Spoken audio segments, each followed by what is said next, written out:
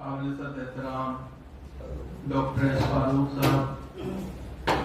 ہمارے مہمان گرامی جو یہاں تشریف فرما ہے،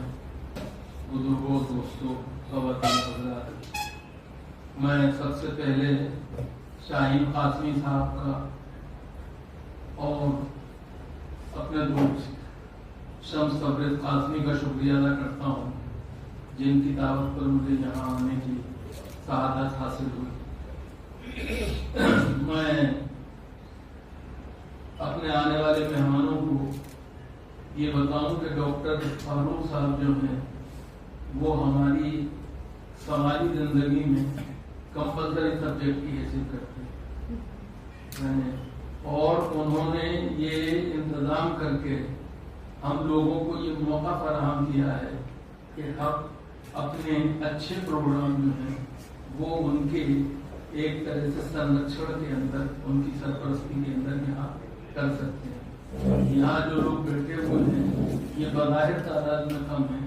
لیکن اگر آپ دیکھیں تو ان میں سے ہر آدمی جو ہے اپنی جگہ ایک انسٹیٹیوشن ہے۔ تو ان باتوں کے کہنے کے بعد میں آپ سب کو آزادی کے امرت مہوتسو کی ہاردک شبھ کامنائیں پیش کرتا ہوں، بدھائی پیش کرتا ہوں، دلی مبارکباد پیش کرتا ہوں۔ صاحبوں، آزادی ایسے ہی نہیں مل گئی، اور 1857 میں پہلی جنگ آزادی نہیں لڑی گئی، پہلی جنگ آزادی لڑی گئی 1757 میں پلاسی کے اندر، جب سراج الدولہ جو ہیں انہیں شہید کیا گیا، پلاسی میں شہید ہوئے، اور عظیم آباد جو پٹنہ کہلاتا ہے اس میں راجا رام نارائن مودو نے ان کی شہادت کی خبر سن کے جو پرتیکریا دی اس کو دو پنکتیوں میں اس طرح انہوں نے بیان کیا کہ غزالہ تم تو واقف ہو، کہو مجنوں کے مرنے کی، دیوانہ مر گیا آخر تو ویرانوں پہ چل۔ تو یہ بات جو میں نے کہی، جان بوجھ کے کہی، سراج الدولہ کی شہادت ہوتی ہے، راجا رام نارائن مودو کو تکلیف ہوتی ہے، دکھ ہوتا ہے، ہندوستان اس سے بنتا ہے، اس بات کا خیال رکھنا چاہیے۔ دوسری بات یہ کہ دوسری جو شہادت ہے وہ 1799 میں ٹیپو سلطان کی ہے، جب ان کی شہادت کے بعد انگریزوں نے ان کی میت پہ کھڑے ہو کے کہا تھا آج سے ہندوستان ہمارا ہے۔ یہ سمجھنے والی بات ہے کہ ایسا یہ دعویٰ کس بل پہ کیا گیا ہوگا، ہم اور آپ اس کا اندازہ کر سکتے ہیں۔ پھر شاہ عبدالعزیز صاحب نے فتویٰ دیا انگریزوں کے خلاف جہاد کا۔ جہاد کے بارے میں آج کل بہت غلط فہمیاں پھیلائی جاتی ہیں، لیکن ہم یہ بھول جاتے ہیں کہ جہاد جو ہے وہ فساد کا نام نہیں، جہاد جو ہے وہ غریب، بے قصور اور کیا مجبور انسانوں کو مارنے کا نام نہیں ہے، بلکہ جہاد نام ہے ظلم اور ناانصافی کے خلاف لڑائی کا۔ وہ لڑائی جو پہلی دفعہ مسلمانوں نے نہیں لڑی، پہلی دفعہ اگر دیکھا جائے تو کروکشیتر کے میدان میں شری کرشن نے شری ارجن کو اس پہ آمادہ کیا کہ وہ شکتی کا پروٹیکشن کریں، اور اس طرح سے جو کچھ گیتا کا فلسفہ جہاد ہے وہی اسلام کا فلسفہ جہاد ہے۔ مجھے یہ کہنے کی اجازت دیجیے۔ دوسری بات، شاہ عبدالعزیز صاحب کے فتوے کے بعد ہم سب جانتے ہیں 1857 میں بہادر شاہ ظفر کو علامتی طور پہ ہی صحیح، سانکیتک روپ سے ہی صحیح، اپنا لیڈر مان کے جس طرح لڑائی لڑی گئی، اس دیش کے واسیوں نے لڑائی لڑی، تاکیا ٹوپے ہوں، منگل پانڈے ہوں، رانی لکشمی بائی ہوں، احمد اللہ ہوں، جنرل بخت خاں ہوں، کون کون کس کس کا نام لیجئے، معلوم ہوا یہ سب لوگ جو تھے ایک جٹ ہو گئے، انہوں نے لڑائی لڑی۔ شاملی کے محاذ پہ ہمارے علماء نے جو لڑائی لڑی وہ غیر معمولی ہے۔ دلی میں بیٹھ کر شاہ فضل حق آبادی، صدر الدین آگرہ اور دوسرے علماء نے انگریزوں کے خلاف لڑائی کا جو فتویٰ دیا وہ بھی غیر معمولی ہے۔ اس کے نتیجے میں ہم سب جانتے ہیں کس طرح سے علماء کو پھانسیوں پر لٹکایا گیا اور کالے پانی کی سزا دی گئی، اور یہ کسی ایک بات جو میں عرض کرنا چاہتا ہوں خاص طور سے وہ یہ کہ یہ لڑائی کسی ایک دھرم وشیش کے لوگوں نے نہیں لڑی، یہ خیال رکھیے گا، یہ لڑائی سب نے مل کے لڑی، اور اس لڑائی کے نتیجے میں ہندوستان کے اندر وہ صورتحال پیدا ہوئی کہ 1857 میں انگریزوں کو جو شروع میں پریشانی ہوئی اور اس کے بعد جس طرح سے سازشوں کے نتیجے میں انہیں کامیابی ملی، ان کے قدم جمے، اس کے بعد کچھ دنوں تک سناٹا رہا۔ لیکن ہم سب جانتے ہیں کہ 20ویں صدی کا سورج طلوع ہوتے ہی کس طرح سے لوگوں نے اس لڑائی کو آگے بڑھایا۔ سریندر ناتھ بنرجی کا نام لیجیے، جی آپ دادا بھائی ڈولو جی کا نام لیجیے، گوپال کرشن گوکھلے کا نام لیجیے، جی آپ بال گنگادھر تلک کا نام لیجیے، حضرت موہانی کا نام لیجیے، ڈاکٹر سید محمود کا نام لیجیے، خان عبدالغفار خان کا نام لیجیے، آپ شیخ الہند مولانا محمود حسن جو دیوبند کے پہلے چھاتر تھے، سنستھاپک چھاتروں میں تھے، اور بعد میں وہ بڑے انہوں نے کچھ استر پہ کامیابیاں حاصل کی، وہ تھے۔ ان سب کو اگر آپ دیکھیں تو یہ ان کا بڑا یوگدان ہے۔ ایک نام جو مجھے بار بار یاد آتا ہے اس موقع پہ، وہ امام الہند مولانا ابوالکلام آزاد کا ہے۔ وہ کانگریس کے سب سے کم عمر صدر تھے 1923 کے دلی اجلاس میں، اور انہوں نے جو بات دلی کے اس اجلاس میں کہی تھی، امرت مہوتسو کے اس سال میں سمجھتا ہوں اس کی اہمیت اس وقت سے آج زیادہ ہے۔ انہوں نے کہا تھا اگر ایک فرشتہ آسمان کی بلندیوں سے اتر کر آئے اور قطب مینار کی چوٹی پر کھڑے ہو کر ہی کہے ہندوستان کو سوراج ابھی مل سکتا ہے، شرط یہ ہے کہ وہ ہندو مسلم اتحاد سے 10 بردار ہو جائے، تو میں ہندو مسلم اتحاد سے 10 بردار ہونا پسند کروں گا، سوراج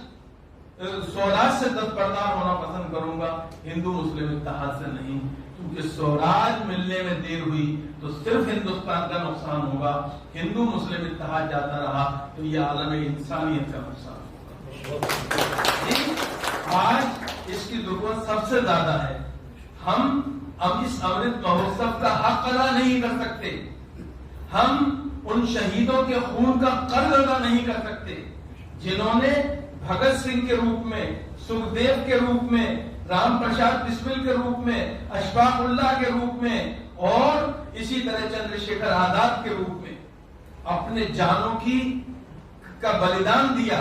اور ہمارے آزادی کی تحریک کی جدوجہد کو اپنے خون سے ایک نئی سرخی عطا کی۔ جی آپ ان کا حق ادا نہیں کر سکتے اگر آپ ایک دوسرے کے ساتھ مل کے نہیں رہ سکتے۔ یاد رکھیے، قومیں پہاڑوں سے اور دریاؤں سے نہیں بنتی ہیں، قومیں جنگلوں سے نہیں بنتی ہیں، قومیں کھیتوں اور کھلیانوں سے نہیں بنتی ہیں، قومیں انسانوں سے بنتی ہیں۔ اور ہندوستان کی یہ خوبی ہے، اس کی یہ وشیشتا ہے جسے ساری دنیا مانتی ہے اور ماننا بھی چاہیے کہ دنیا کی تمام دھارمک جتنے بھی سنسکرتیاں ہیں وہ سب ہندوستان میں موجود ہیں، وہ چاہے ہندوستان میں جنمی ہو یا باہر سے آئے۔ جی ہندوستان نسل وادی نہیں ہے، لیکن دنیا کی چاروں نسلیں ہندوستان کے اندر پائی جاتی ہیں۔ ہندوستان کے اندر ایک ہی وقت میں کسی نہ کسی حصے میں اس ملک کے اندر آپ کو ہر موسم مل سکتا ہے اگر آپ اسے تلاش کرنا چاہیں۔ جی ہندوستان کے اندر ایک دو نہیں 2 درجن زبانوں کو سرکاری مانیتا پراپت ہے۔ اب کینیڈا آج تک پریشان ہے کہ وہ 2 سے زیادہ اور 3 سے زیادہ زبانوں کا استعمال نہیں کر پا رہا ہے، اس پہ بھی جھگڑا ہو رہا ہے، لیکن ہندوستان کی ایکتا جو ہے وہ کس میں نہت ہے، کس میں مضمر ہے، اس بات میں کہ ہندوستان کے اندر ساری زبانیں جو ہیں ان کا آدر اور سمان کیا جاتا ہے۔ آج ہمیں ضرورت اس بات کی ہے کہ ہم اپنے دیش واسیوں کو تک یہ سندیش دیں کہ ہندوستان سیکولر جمہوری ہندوستان جو ہے وہ آگے بڑھے گا، وہی ترقی کرے گا۔ میں یہاں ایک بات کہہ دوں، کیونکہ یہ دھرم گرو بیٹھے ہوئے ہیں، عیسائیت کے بھی، ہندو دھرم کے بھی، سناتن پرمپرا کے بھی، جین دھرم کے بھی، اسلام کے بھی، ان سے یہ کہنا چاہتا ہوں ہمارا سیکولرزم یورپ والا سیکولرزم نہیں ہے۔ یورپ کا سیکولرزم ٹو بی ارریلیجس اور ٹو بی اینٹی ریلیجس ہے، لیکن ہندوستان کا سیکولرزم جو ہے وہ بنیادی طور پہ کس پر ہے؟ قرآن کے لفظوں میں اگر اسے بیان کریں تو اس بات میں ہے کہ لکم دینکم ولی دین۔ قرآن ہندوستان کا سیکولرزم کس بات پہ عبارت ہے؟ اس بات پہ عبارت ہے کہ لا اکراہ فی الدین۔ ہندوستان کا سیکولرزم کس بات پہ عبارت ہے؟ اس بات پہ عبارت ہے کہ حقیقت مطلق، ایبسولوٹ ٹروتھ ایک ہے، ماننے والے اور جاننے والے اسے مختلف ناموں سے پکارتے ہیں۔ ہمیں ایک بات کا اور خیال رکھنا چاہیے، اور یہاں مسلمان زیادہ ہیں اس لیے مجھے یہ کہنے کی اجازت دیجیے، اور میں نہیں کہوں گا اور آپ کی موجودگی میں نہیں کہوں گا تو کون کہے گا اور کون سنے گا؟ وہ یہ کہ سیکولرزم کا مطلب یہ نہیں ہے کہ جب ہم پہ کوئی وقت پڑے تو دنیا ہمارے ساتھ کھڑی ہو۔ سیکولرزم کا منطقی تقاضا یہ ہے کہ جب دوسروں کے ساتھ ناانصافی ہو، ظلم ہو، برائی ہو تو ہم ان کے ساتھ بھی کھڑے ہوں، برابر سے کھڑے ہوں۔ یہ ہماری قومی ذمہ داری نہیں ہے، ہماری مذہبی ذمہ داری ہے، کیونکہ اسلام ظلم اور ناانصافی کے خلاف ہے۔ اس اللہ کے رسول صلی اللہ علیہ وسلم نے کہا اپنے بھائی کی مدد کرو چاہے ظالم ہو یا مظلوم۔ لوگ صحابہ نے کہا صاحب مظلوم کی مدد کرنا تو سمجھ میں آتا ہے، ظالم کی مدد کیسے کریں؟ کہا اسے ظلم سے روک کر اس کی مدد کرو۔ تو بنیادی طور پہ ہمیں اس کے لیے کوشش کرنی چاہیے۔ ایک آخری بات اور کہنے کی اجازت دیجیے، ہندوستان میں جو